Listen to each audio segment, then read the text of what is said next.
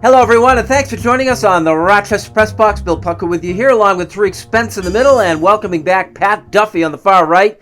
Pat, a very satisfactory outcome on a family crisis, and it's certainly good to see you back and smiling again. Oh, great to see you guys, and I missed you a lot. Here we are again, so let's do this thing, Bill. All right. Look, a week ago, Tariq, we were talking about how all the sports were restarting. You know, this was a time to get an evaluation on it. I think by and large didn't go very well. This wasn't a great week, was it? No, terrible from all of the COVID-related incidences that took place. The incident, Giancarlo Stanton with the hit batsman. I forget the pitcher's name off the top of my head. Tanaka. I mean, it's been sort of scary, but the other part of this too is kind of we got to keep proceeding forward. I mean, we're already into this. Baseball's ready to go. The bubble, seems to be what it's going to be in the NBA. NHL is where it is. Let's play this. Let's play the hand we're dealt, and then we'll see where it goes. If we get an overt number of players getting COVID, it'll be done. If we get players getting injured, games will go on. But we got to play the hand that's dealt, and then you have college football and the NFL sitting back just waiting to see how this is going to play out. Yeah, you mentioned the word. Okay, use the word overt. To you, have you got an idea as to what you think an overt number is? My guess is maybe 20 players in a 3 or 4 day span. That would probably do it spread across. I mean, literally, they're shutting down facilities for crying out loud at places, and we haven't even started yet, Duffy. Like it hasn't even been full, capacity and staff there. We're already shutting down facilities where people are supposed to be training. Well, that's just it. I mean, look, I want to be optimistic. I want sports to come back, but based on everything we've seen, I don't think it's possible. I admire them for trying. I admire them giving their best, but you even now have players. The president of the NFL Players Union, the player representative, came out and said the NFL is not following the guidelines that it set for itself happening right now. You have an entire MLS team that is bowing out of this tournament that they've come back from. Look, I mean, you look at what's at stake. You look at these guys that are willing to sacrifice money to not go back and play. I mean, there are guys putting $10s, $20 million back into the pot because they don't want to risk their health or whatever, leave their family for this thing. The more it happens moving forward, the closer we get. I don't think it's possible to pull off the NBA, Major League Baseball, and the NHL. And right now, especially after what Stephon Diggs said the other day, I don't know if the NFL's a guarantee either. Tell us what did Diggs say? He was tweeting out about getting the season started, but he had said, and I'm paraphrasing, I'd be lying if I said I wasn't a little bit nervous about starting the season. If he's willing to say that in a tweet, I am genuinely curious. If you were to truth serum the entire NFL, how many of them would tell you, yeah, this is making me uncomfortable. I don't like this idea. Yeah, so we got another piece of bad news this week is the Ryder Cup and the President's Cup golf events have both been kicked back a year, and I think these things get played in September. So if organized golf doesn't think that they've got a chance to play an event like that far out, you're right in the heart of the football season. You're going to be playing, all these sports plan to be playing in September, and here's golf saying we don't think it's possible. Tariq, that's not great news. In the biggest social distancing sport there is, I mean, other than the fact that you have maybe a caddy or somebody else who's an official who's there. I mean, you'd like to have the audience there, but you can't. You can't have them for any other sport, for crying out loud. To have that actually happen with sports like tennis or golf, just it boggles my mind. The sense that you could still have maybe a camera crew film it, but you just won't have people clapping after a shot is made. I mean, they're doing the right thing by shutting it down, but I was kind of shocked by that. Here, Pat, last thing. Do you at all feel selfish about wanting these sports to come back, given all that's at stake? Like kind of putting your own interests ahead of things like, I want to see these games on my TV. Come on, guys. 100%. Like I catch myself, especially with hockey right now. Like I'll be listening to the daily hockey radio shows that I listen to, like on the way home from work, and they'll speak about, oh, well, this happened today and it might hamper the season from coming back. And my first reaction is, damn it. But then I catch myself like, wait a minute, these guys have families. These guys have lives they have to live. who am I, right? I forget what baseball player made this comment. Bill, you remember last week that it was something along the lines of sports is a reward for having a functioning society. And right now, we don't have a functioning society. So who am I to say, hey, why do we not have sports right now? I want to watch sports. You're right. It's stupid and selfish, and I don't feel great about it, Bill. I feel terrible, the fact that I'm kind of getting used to it. That's why I'm going into it, pessimistically as well as, as opposed to optimistically, because I have a feeling this might not take place. And by, I would say, Halloween, Thanksgiving, it's just going to basically get to the new year so we can start all over again. And hopefully we have a vaccine by then. This is the Rochester Press Box. We're talking Buffalo Bills next.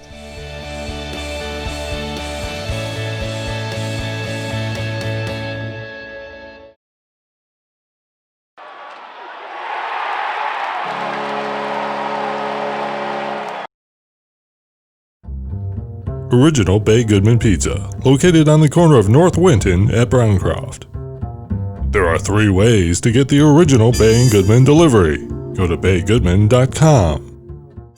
Welcome back. Thanks for joining us on the Rochester Press Box, talking Buffalo Bills. Pat Mahomes signed a 10-year contract this week, which only reminds me of the whole Buffalo Bills connection and trading that number 10 draft pick away to Kansas City gets him, and this guy's supposed to be a generational player.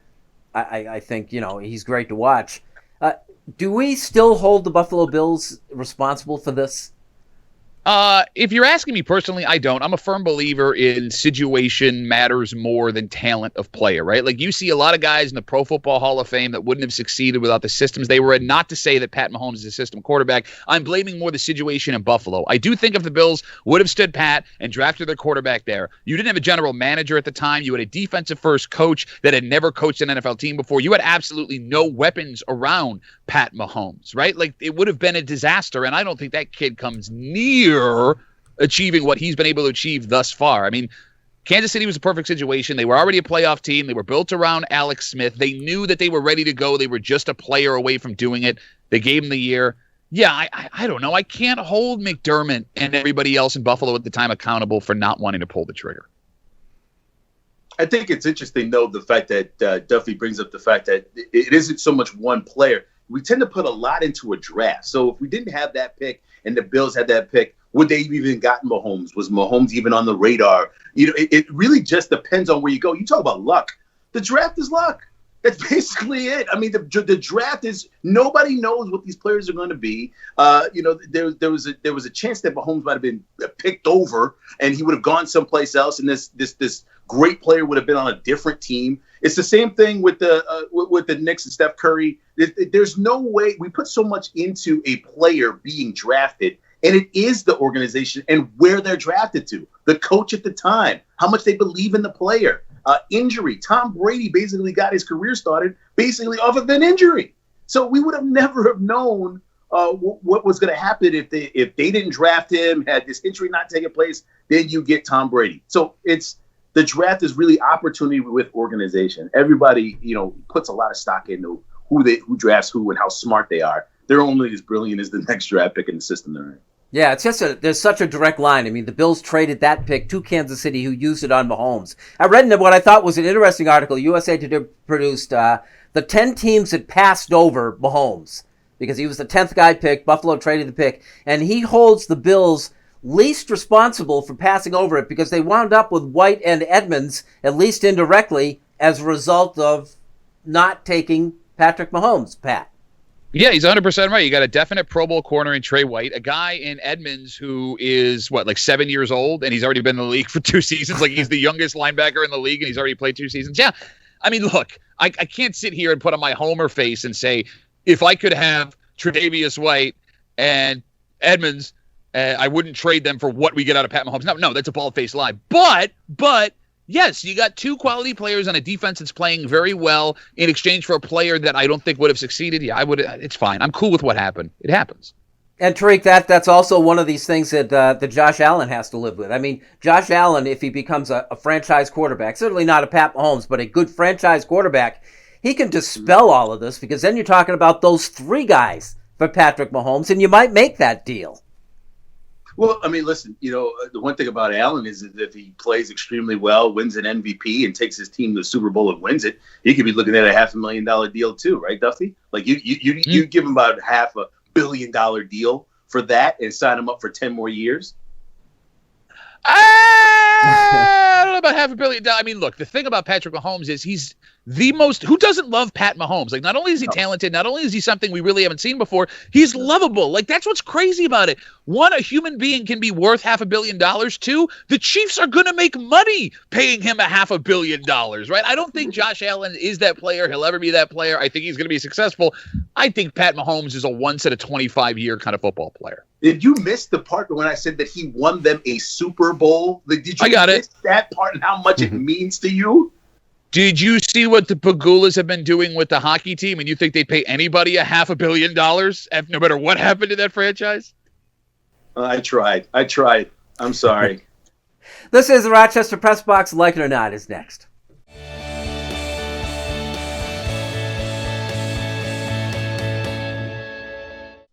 Here's the Press Box trivia question, brought to you by Market View Liquor, where exceptional customer service meets an extensive selection. Jefferson Road at 390.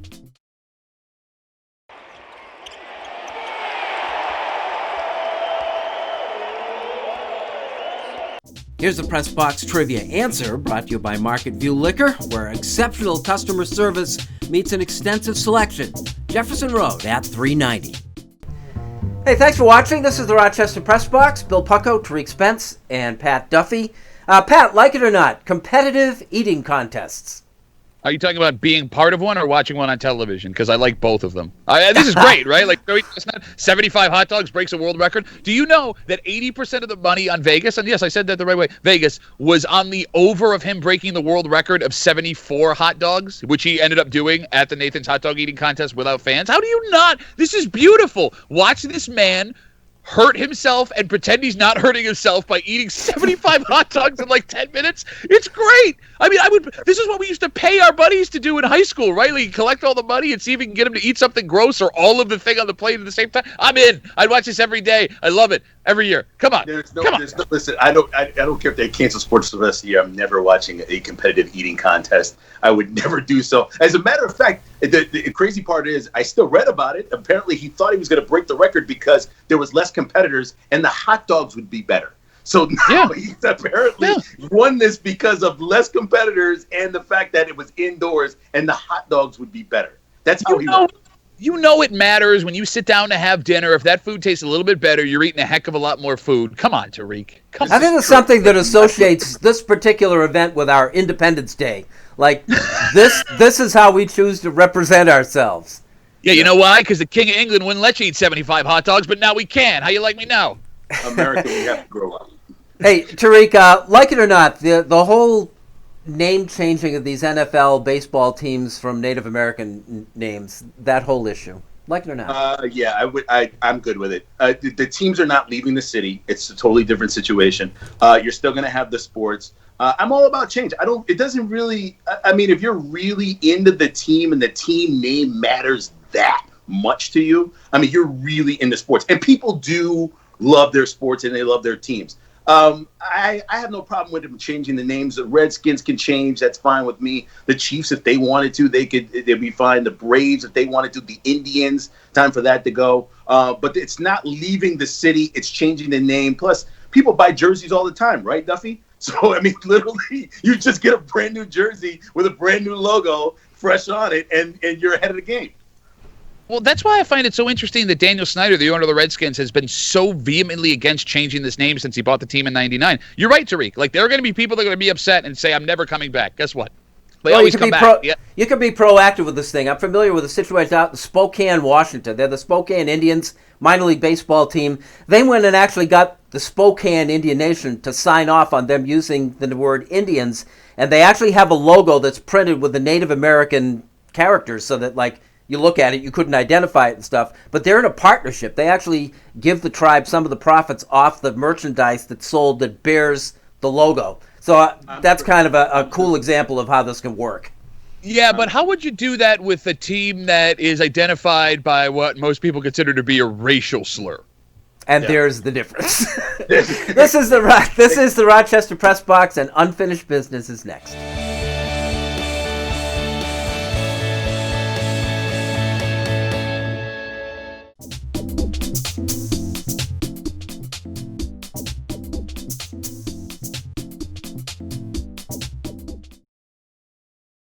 In now to Eichel. He floated one.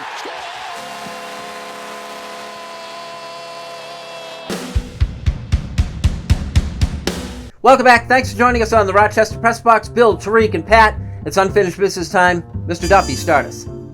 So I missed the last 2 weeks because my daughter, long story short, had to have emergency brain surgery at the Golisano Children's Hospital about 2.5 weeks ago. And she's doing great. I have to say a huge thank you to everybody at the Golisano Children's Hospital, the nurses, the staff, the folks on the ICU, the folks on the floor of the Children's Hospital. By the way, if you've been to that Golisano Children's Hospital, you know how amazing a job they do and how fantastic it is on the inside. Guys, they have Super Checks bubble hockey that I was playing with my daughter all week. But I digress. Look, people are laughing right now and talking about how insignificant sports are. And in the grand scheme of things, professional sports, it's hard to disagree with them. But I watched something happen in my daughter in the week and a half, 2 weeks that she was in the hospital.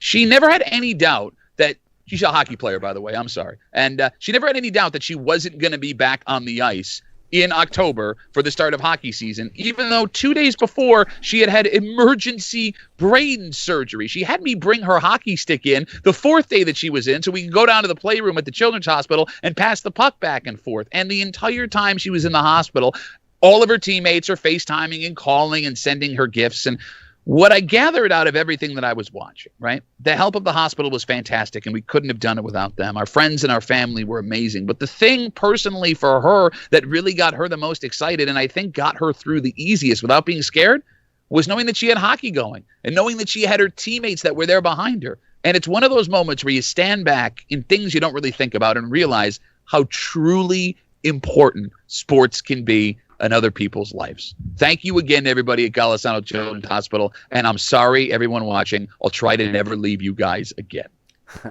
One of the things that's so interesting about sports is when is it going to come back? When are they going to play? Dwight Howard made a decision to actually consider whether or not his decision to play in the bubble was the right one. Well, recently he was on CNN with Don Lemon and said he is going back to play for the Lakers in Orlando for the bubble. But he's giving the rest of his check to a charitable organization to help those that have been affected by a number of different things that have plagued the Black community over the last few years. I love the fact that Dwight Howard made this decision and the growth of Dwight Howard throughout his career. He came in as a number one pick overall and expanded and showed great athleticism, but his off the field antics is what really got more news than his on the field antics. Well, now he's turned into a player that is a leader and wants to set a great example going forward. I have nothing against any player that doesn't want to go play in the bubble in the NBA. You are right. I have nothing against any player that wants to play in the bubble. You are right. Using the platform to help out for those that have suffered long-suffering injustice is the best way to use the platform in a whole. Basically, they're not just going there for basketball. They're going there for things like Black Lives Matter, or the fact that we need to support our troops overseas, or frontline workers, or teachers, or a number of different organizations out there that need support. The platform is what the platform is. It can be used to make enough money and for charitable organizations for a better country. Back in the good old days, I went to summer camp when I was a kid. The good old days defined as days when we didn't seem to be offended by just about everything. We were sorted in age groups into groups that were named for Native American tribes. We were the Iroquois, the Sachem, the Hopi, the Blackfoot. You get the idea. It was never once did I think as a kid that I was disrespecting anybody by using those names. It was just the opposite.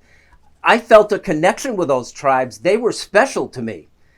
Well, being or not being offensive is kind of a tricky business. In 2016, ESPN produced a survey that claimed that 90% of Native Americans were okay with the use of the name Washington Redskins for the NFL team there. That 10% that didn't became easy to ignore. But it's a numbers game. I don't like eating contests. Should you ban them? I don't think so. I don't like the New York Yankees. I am offended by the New York Yankees. Should we disband that team? Probably not. Probably not. Anyway, it should be simple. Just do the right thing. But by whose standards? Is it mine? Is it yours? Is it Trump's? It should be simple, but it isn't. That is Unfinished Business, and that is our show. Great to have you back, Pat Duffy. Nice job, Tariq Spence. See you guys next week. Woo. Thank you all for joining us. This is Rochester Press Box, and we'll see you next week.